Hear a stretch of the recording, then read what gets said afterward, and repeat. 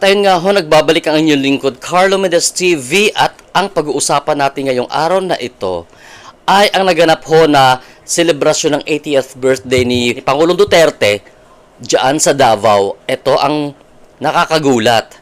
First time in the history of the Philippines na isang presidente nag-birthday, buong mundo nag-celebrate. Oh, saan pa kayo dyan, ha? So, ayan sa inyong screen, ha? Ang dami at kapal ng tao dyan sa Davao City pa lang ho yan.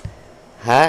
Na mga tao na nagsilabas ng kanilang mga tahanan para mag-celebrate ng birthday ng dating Pangulong Rodrigo Duterte. Ayan ho. So, how much more pa ho? Yung mga hindi pa lumabas na nasa tahanan lang at nanood at patuloy na sumusuporta sa Duterte. Ayan, ha? Mantakin mo yung kapalang tao na ito sa Davao City. Etong mga photos, a credit to the owner na si Coco Marvin ng TikTok, ha? Baka makapiright tayo, guys, eh.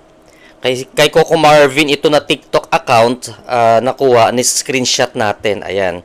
Sa sobrang dami ng tao dito, guys, nakakakilabot ho. At sobrang goosebump, ha? Goosebump ho ang naramdaman ko nung napanood ko nga ho itong video na ito. At hindi lang ho dito, maging dyan sa iba't ibang panig ng mundo, nag-celebrate ho ang mga supporters ng dating Pangulong Rodrigo Duterte. Ayan ho. So, dito natin makikita kung sino ba talaga ang minahal at minamahal hanggang ngayon ng taong bayan. Ayan ho.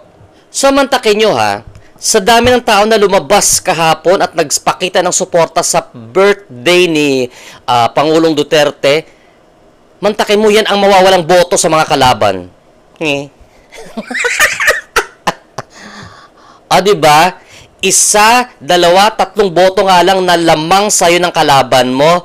Malaking bagay ho yan na ikapapanalo ng kalaban mo. Tatlong boto ang lamang sa'yo. Masakit na sa loob.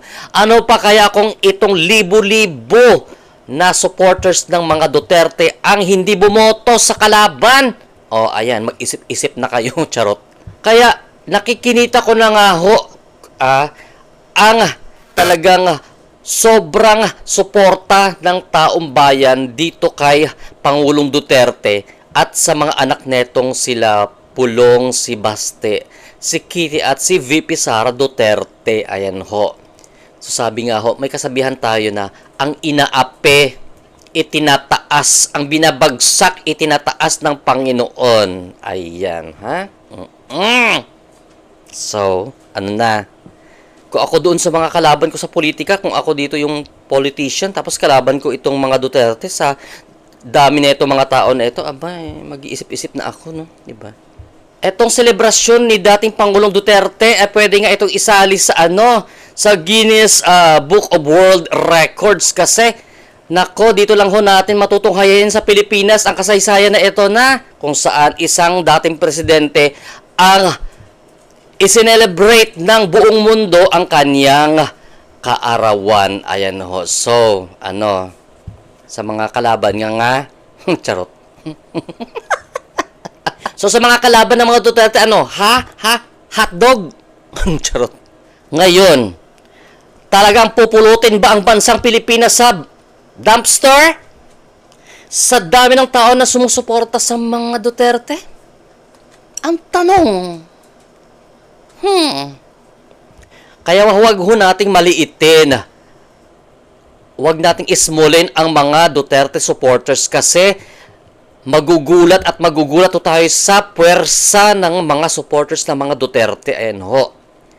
Masyadong kampante, baka sa lugawan ho tayo pulutin, ha? Uulitin ko, isa, dalawa, tatlong boto nga lang ho ang ikalalamang ng kalaban.